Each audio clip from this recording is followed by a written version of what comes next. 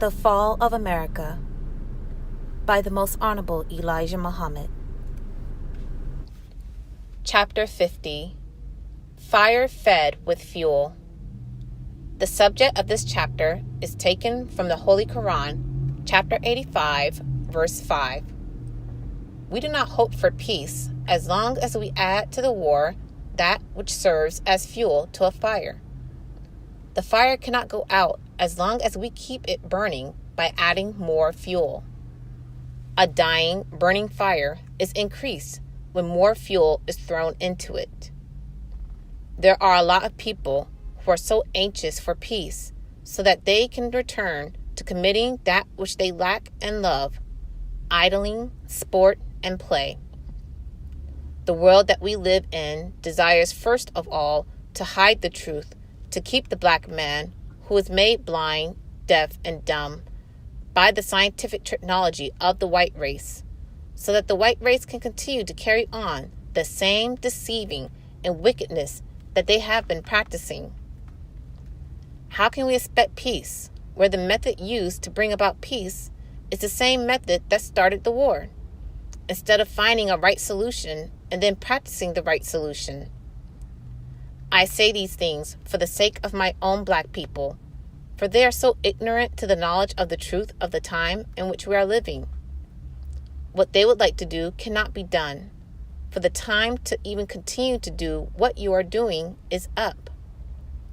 We must remember again the prediction of the Bible. It has foretold these times, if we understand the Bible. It most certainly teaches us that there is no peace for the wicked. There is no people who preach such things as peace and as being true followers of the prophet Jesus as much as the white Christians do. Day and night, the airways are full of their preaching. To hear them, you would think that they are the prophets of Moses and Aaron. As the words of the Jesus put it, they sat in Moses' seat. The white Christians are great deceivers. The Pope of Rome cannot bring peace to the Christian church, for he is not enjoying peace himself. So who is that people, then, that the Bible prophesies of in the book of Isaiah, that he will extend peace to them like rivers? Surely it cannot be the present Christian white race, for they are the ones who are breaking the peace. Fire fed with fuel.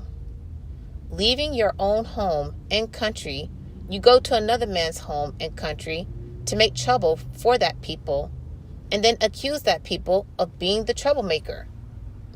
It is the attacker who is guilty of that which follows the attack. I say to you, black people, you can get away from that old misunderstanding of the time. You are not living in a time in which you may be expecting a settlement of the war that will give you what you have always been used to, sport and play and foolishness. Actually, now is the time that you and I should be wise enough to understand that we should think for self and do for self. If you do not know how to do for self, you should follow the man to whom Allah God has given that knowledge to teach you how to do for self. With the oceans filled with the fleets of the white Christians, and the skies clouded with their death-dealing planes over other people's territory, could you tell them that they should submit to you for peace? If you are able to force them to their knees or to destroy them, then I say yes. If that was the situation, then I would say that they should submit and let you triumph. But you cannot force them to their knees. They have been preparing for a war like this for nearly a century. Or rather, I should say, they have been preparing and working faithfully for a half a century to entertain the attacker with the same type of weapon and better weapons than the weapons you are attacking them with. If you resort to worse weapons, they have worse weapons also. So we are in a time when argument to the contrary of peace is like heaping fuel on a fire. It keeps it burning. We are living in an evil time. I believe, and maybe many hundreds of thousands believe, as I do, that the President of the United States of America had good intentions towards the citizens of America when he took over the presidency, but now time is against him. For the past 400 years and more, Allah God has already given the prophecy through the mouth of his prophets of the doom of the wicked. Now is the time, and we cannot do anything but take it, and it is dangerous to add fuel to an unwanted fire. The fire is the war. Purchase the books, CDs, and DVDs of the life-giving teachings at store.finalcall.com. Listen to the messages of the Honorable Minister Louis Farrakhan 24/7 at finalcallradio.com. Watch the Nation of Islam's weekly and live broadcasts at NOI.org.